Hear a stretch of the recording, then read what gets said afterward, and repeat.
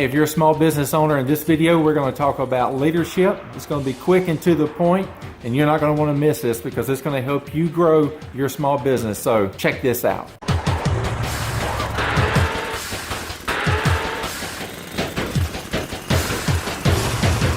By the end of this video, it's going to be short, it's going to be to the point, we're going to get right to it, and we're just going to hammer this down. But at the end of this, you're going to understand why you need to amp up your leadership of your small business. And even if you're just one person, you still need these, because when you explode your business, you're already ahead of the game in leading your teams. That's right, we're here in the kitchen as always, because you know what? The best conversations where real life happens and great decisions are made is here in the kitchen.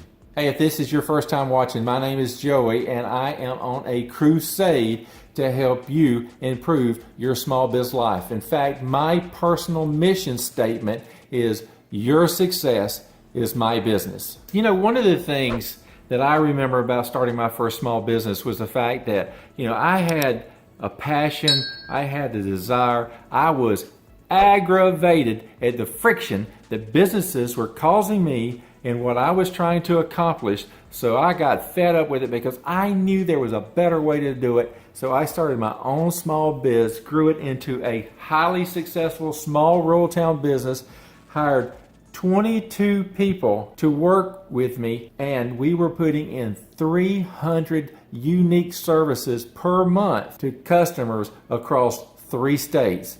So we really exploded the business, but I didn't understand a lot of things when I first got into that business, and it took me a long time to figure stuff out, and I had a lot of failures along the way. So one of the reasons that I do what I do here in producing these for you guys to listen to is because I don't want you to go through the pain and the stress and the frustrations and the failures that I went through. And over the course of the last couple of decades, I've spoke to thousands, literally thousands of small business owners and small business employees to figure out the friction that they're experiencing, the frustrations that they're having, and having conversations with them to help them grow their small biz life. And yes, when I started all this, yes, I had all that passion, that drive, and I was aggravated with what was going on, and I knew I could fix it, but there was pieces of the puzzle that I really didn't know and didn't understand. And one of those puzzle pieces was about leadership. Now, I was fortunate enough to have worked in another business with a couple of great guys who were probably the greatest leaders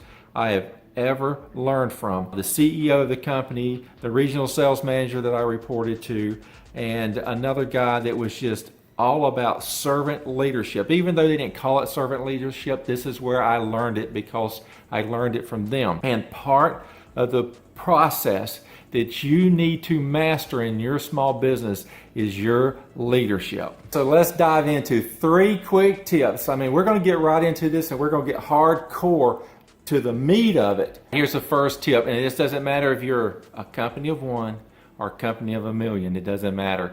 You have to do this every day. This will grow your leadership if you're a company of just yourself, but it is incredibly important if you're a leader of any amount of people that's in your small business. And you need to every day be sharing the vision, the mission, the purpose.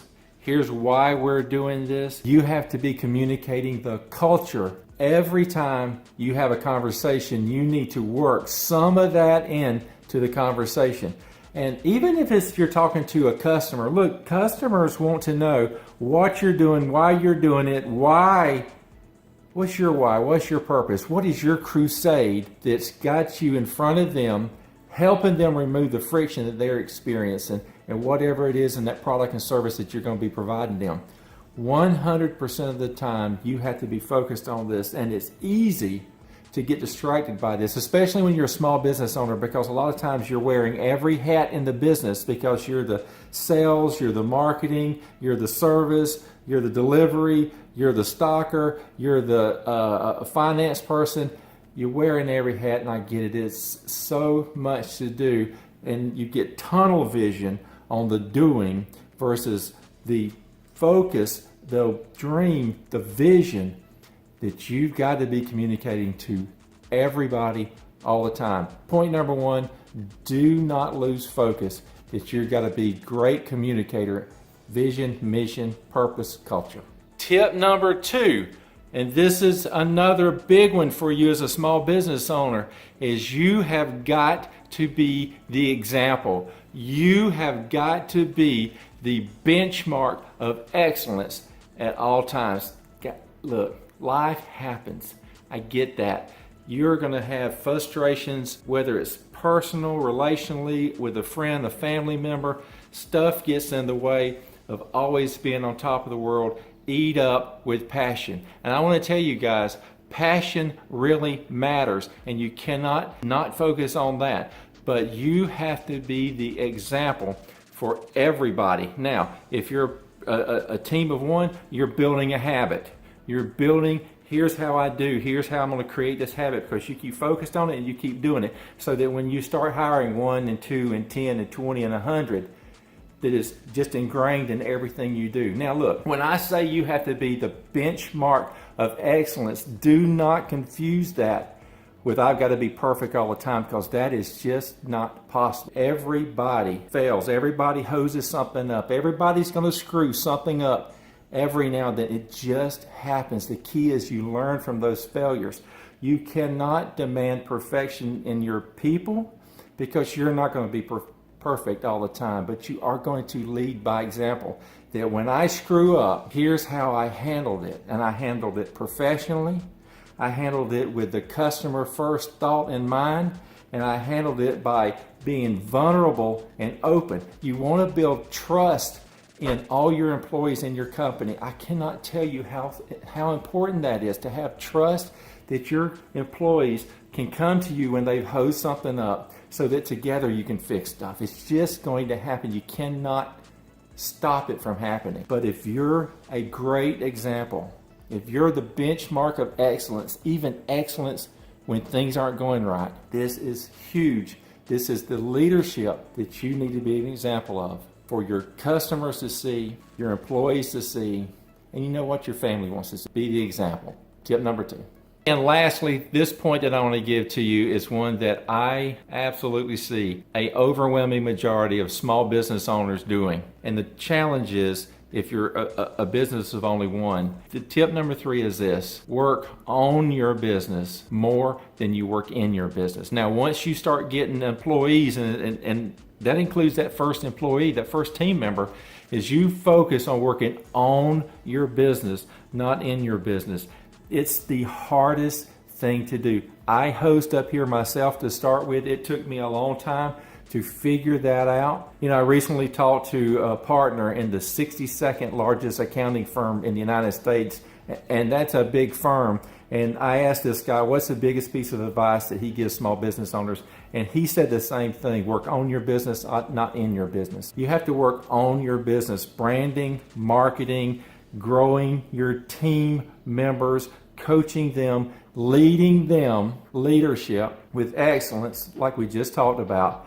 But work on your business more than you work in your business. Be an example, be a great leader of your business. You cannot be properly leading your business if you're the sales guy and you got everybody else kind of running the place when it's your business. Work on your business, branding, marketing, where we're going. I've got to refine the culture, make sure it's perfect, the vision to make sure it's absolutely clear. I've got to figure out exactly who my niche market is. How many people do I need to meet my magic number that I need to stay in business with, that provides my employees and myself the lifestyle that we want to be able to continue in that business. Those 3, hardcore, right to the point. Look, there's a lot more, but you got to perfect these first, so that you can start working on everything else and winning in everything else. But here's what I hear when I share this with folks. This is the thing. But Joey, how do I know when I'm winning at all of this? How do I know when I'm doing all this? Well, that is a great question. The answer is this: are you constantly working on yourself? That's the first answer. If you're constantly working on yourself, you know, I hear these people say that the greatest CEOs read like 60 books a year. 60 books a year, that's a lot. You start with this: read 1 book a month. Shoot for 12 books a year. shoot for nonfiction, business-related books. There are great books out there. There's thousands of them out there. Read books like The Advantage, Real World MBA. Find books like that and start out reading those. The 4 Disciplines of Execution, another great book. Read books like that. Work on yourself. What podcast are you listening to? What videos are you listening to and watching and learning from? What magazines, what newsletters are you subscribing to? What are you doing personally every day to be the best you? Not necessarily physically, but you do need to work on that, but mentally, how are you growing? What simulcast, what leadership events are you attending? I get it. If you're working 8, 10, 12, 15 hours a day, the last thing you think you can do is come home and then figure out, hey, I need to watch an hour's worth of videos, listen to podcasts, and read newsletters. That's probably the last thing you want to do. But I tell you what, your competition, they could be doing it. And what's going to happen then? You have to work on you. Nobody said this was easy. I don't think you've ever heard a small business owner that had success to tell you, it's the easiest thing I've ever done. But you can do it, and you can do this. You can carve out time for yourself. Hey, look, I have a family. I want to spend time with my family. I have hobbies that I want to do just like you, but I am eat up with a passion. I am eat up with drive. I get up at 4:30 almost every morning, and I stay up till about 11 o'clock. Every night. You got to make yourself do this. So that's the first thing. And the other way that you can find out how you're doing is, have you done an employee engagement survey? Anonymous answers. And ask tough questions. Look, you can get SurveyMonkey for free, and you can ask 10 hardcore questions, anonymous answers, and get feedback. Do employee engagement surveys. Do the same thing with your customers. You've got to find out what's going on to take the blinders off. We always think we're doing great, and then you're blindsided by something that hits you and you think, where did that come from? Well, everybody else knew it, but our blinders had us hosed up from it. Take customer surveys, do employee engagement surveys, get feedback from all the people all around you, and they will let you know, here's how you're doing on your leadership. And here's another great way to find out. If you have employees, you should be having one-on-one at least once a month. I know a lot of you guys do it once a week, but at least once a month you need to be having one-on-one, private, personal, open conversations. This is where it goes back to having huge trust with each other. End your one-on-one questions with these 3 questions. What is it that I'm doing that you want me to continue doing? Don't stop this. This is really helping me out. What is that I'm doing? Get that answer. Number 2 is, what is it that I'm not doing that would really help you out? What is it that I need to start doing that would help you have greater success? So that's a great question to ask. And the last one is the hardest one of all that you're going to be able to ask them for yourself, but it will grow great trust and admiration from your team member when you do this, and that is to ask this question. What is it that you need me to stop doing? What am I doing that's causing you friction, that's causing you to lose morale, that causes you not to love our company? What is it that I'm doing that you wish I would stop doing? And don't retaliate, don't get upset. Take it that you're getting coached, but it's 360 coaching. You're coaching them and you're helping them grow, and they're helping you grow. That is a sign of a great winning small business that will grow. Ask those questions in your one-on-ones.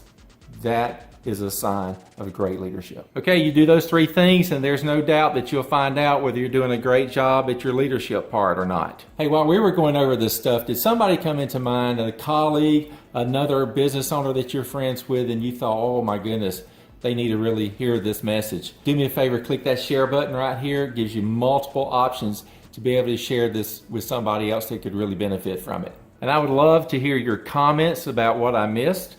What are some leadership things that you think that are hardcore? You have to do this to be a great leader. How are some of the ways that you can get feedback to make sure that you're doing a great job? Leave those in the comment section. I'd love to have a conversation with you about that. I can't tell you how grateful I am that you always take time out of your busy schedule to hang out with me. I really do appreciate it. Hey, do this. Check out right here. Here's another video that I think will really help you out. Think creatively, become uniquely better, and look, remove the friction for your customers and your employees, and you will have a greatly improved small biz life. This is Joey, and until next time, I'm out of here.